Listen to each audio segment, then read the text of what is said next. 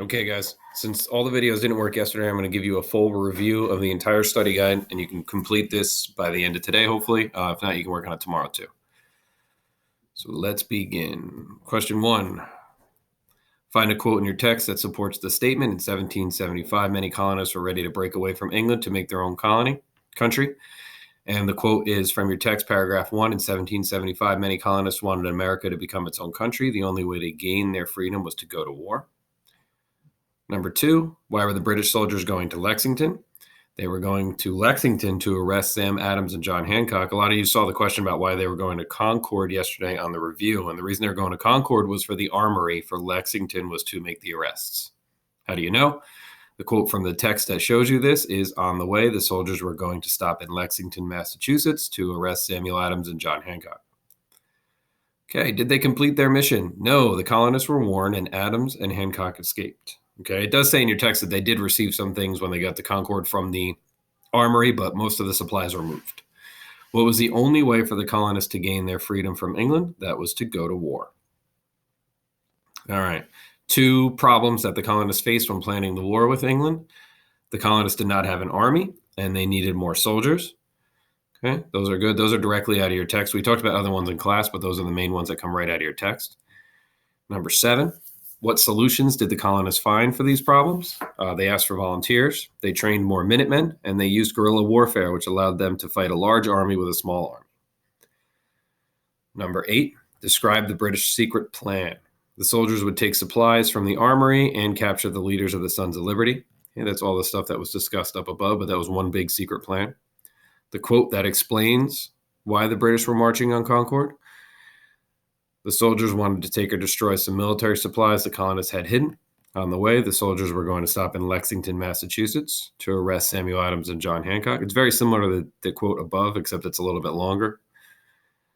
Number 10, what or who were the British surprised to see when they arrived at Lexington? The Minutemen. They weren't expecting any resistance from the colonists there. Number 11, why was it hard for the British soldiers to defend themselves against the militiamen when they were marching back to Boston? They, meaning I should have wrote here, the militiamen were hiding behind trees, shooting and running, also known as guerrilla warfare. Okay, this made it difficult for the British trained in their different style of fighting to defend themselves. The battles of Lexington and Concord were the beginning of and it's the last line in your text, the American Revolution. Okay, number 13, you had to use the whole text here to put everything in order. The first thing that happened was the British set up their secret plan. The second thing was Paul Revere's midnight ride to warn the colonists. After that, the colonists, Adams and Hancock, escape. Then the Battle of Lexington happens. Then the Battle of Concord happens. And then the British retreat under colonial fire. All right, second part, number 14. This is from the poem, The Midnight Ride of Paul Revere. Find the lines that describe guerrilla warfare. Okay, this was a tough one because you couldn't control F it. You had to actually read. So if you didn't find it, here it is. You can just write this in yours, or you can go back to yours and do that. How the farmers gave them ball for ball from behind each fence and farmyard wall, chasing the redcoats down the lane, then crossing the fields to emerge again, under the trees, the turn of the road, and only passing to fire and load. Okay, so they're hiding behind the trees. They're running up on them, shooting, and then running back. That's the description of guerrilla warfare. All right, number 15. If some of you tried to do the number 15 yesterday, you might have had a problem. The poem that was in your document was incomplete. There was a part missing.